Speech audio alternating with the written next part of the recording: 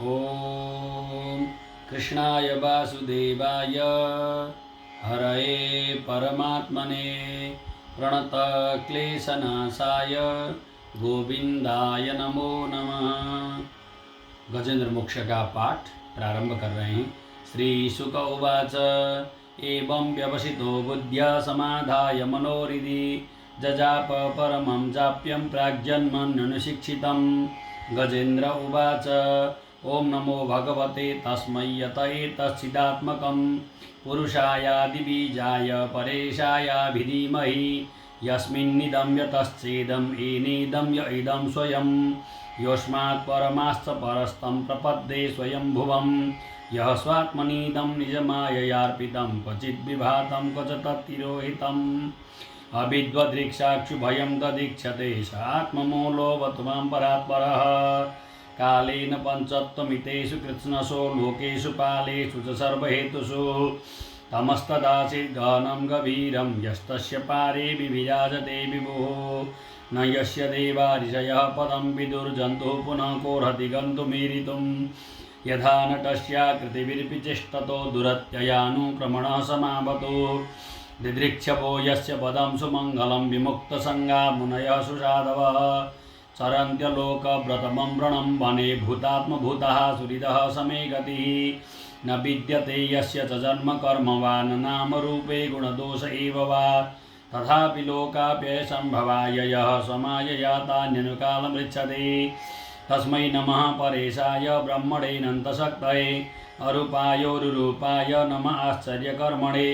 नमः आत्मप्रदीपाय साक्षिणे परमात्मने नमो गिराम्बिदूराय मनसाश्चेतसामपि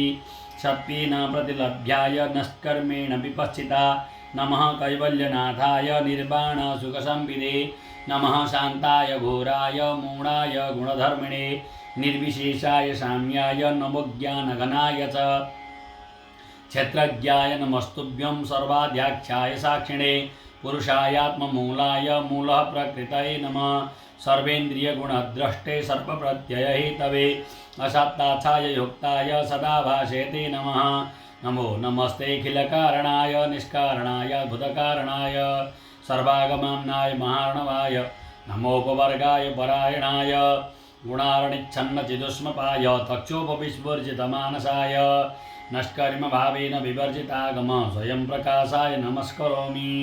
माद्रिप्रपन्नपशुपाशविमोक्षणाय मुक्ताय भूरिकरुणाय नमोलयाय शंसीन सर्वतनभृन्मनसि प्रतीत प्रत्यग्दृशे भगवते प्रियते नमस्ते आत्मात्मजातगृहवित्तजनेषु शक्तैर्दुष्प्रापणाय गुणसङ्गविवर्जिताय मुक्तात्मभिः स्वहृदये परिभाविताय ज्ञानात्मने भगवते नमैश्वराय यं धर्मकामार्थविमुक्तिकामा भजन्त इष्टां गतिमाप्नुवन्ति किं शिशोरात्यपि देहमव्ययं करोतु मेदभ्रदयोऽपि मोक्षणम् एकान्तिनो यस्य न कञ्चनार्थं वाञ्छन्ति एवै भगवत्प्रपन्ना अत्यद्भुतं तत्चरितं सुमङ्गलं गायन्तानन्दसमुद्रमग्ना तमक्षरं ब्रह्म परं परेशमव्यक्तमाध्यात्मिकयोगगम्यम् अतीन्द्रियं सूक्ष्मव्यातिदूरमनन्तमाद्यं परिपूर्णमीरे यस्य ब्रह्मादयो देवा वेदा लोकाश्चराचराः नामरूपविभेदेन फल्ग्या च कलया कृताः यथार्चिशोऽग्निः सवितुर्गवस्थयोर्निर्यान्ति सम्यान्तसकृश्वरोचिषः तथा यतोऽयं गुणसम्प्रवाहो बुद्धिर्मनः कानि शरीरसर्गाः स वै न देवासुरमर्दतिर्यं न श्री न षण्डो न पुमान् न जन्तुः नायं गुणः कर्मण सन्न चासन् निषेधशेषो जयतादशेषः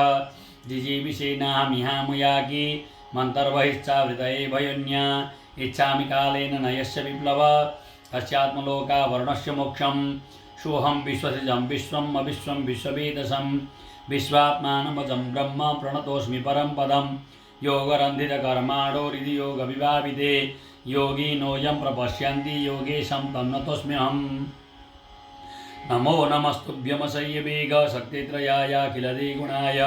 प्रपन्नकालाय दुरन्तशक्तये कदिन्द्रियाणामनुवाप्यवर्त्मने नायं वेदसमात्मानं यक्षन्त्याहं धिया हतं तं दुरत्ययमाहात्म्यं भगवन्तं वितोऽस्म्यहं। श्रीशुक उवाच